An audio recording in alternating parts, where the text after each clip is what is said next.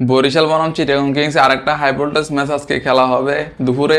তো কথা হচ্ছে আজকে বরিশাল যদি কোনোভাবে হেরে যায় তাহলে তাদের সমস্যা হয়ে যাবে পয়েন্ট টেবিল, মানে তারা প্লে অফ খেলতে পারবে না বা সম্ভাবনা কমে যাবে, তাদের সমস্যা হয়ে যাবে।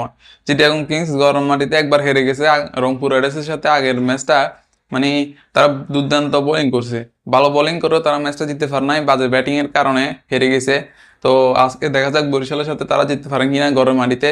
আজকে হারলে তো গরম মাটিতে তো তাদের দুই দুই হারা হয়ে যাবে।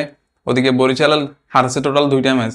তো চিটাগাং কিংস সেখানে আজকে হারলে মানে আসলে রংপুর আর বরিশাল এই দুই দল বাদে আর বাকি কোন দুই দল প্লে অফে খেলবে সেটা নিয়ে এখন মানে কনফিউশনে আছে, মানে পয়েন্ট টেবিলটা জমে ক্ষীর হয়ে গেছে।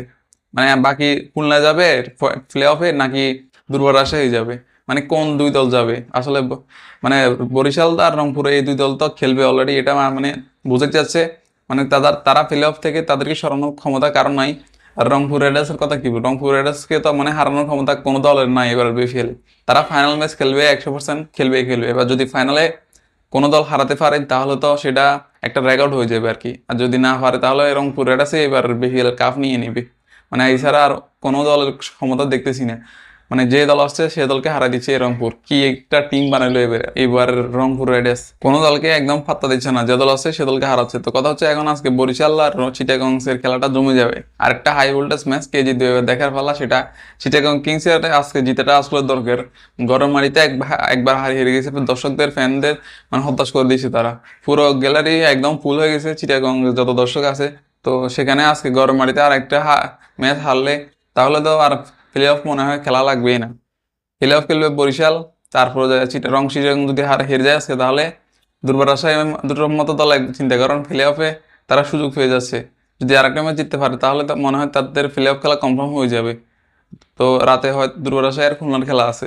মানে ম্যাচটা এখন জমে যাচ্ছে, জমে ক্ষীর হয়ে যাচ্ছে। মানে যে দল এবার পারফর্ম করার কথা সেই দল একদম পয়েন্ট টেবিলে শেষ, শেষ মাথায় রাজধানী ঢাকা। আর হচ্ছে দুর্বার রাজশাহী, মানে তাদের টাকাই পাচ্ছে না, টাকা দিচ্ছে না দল।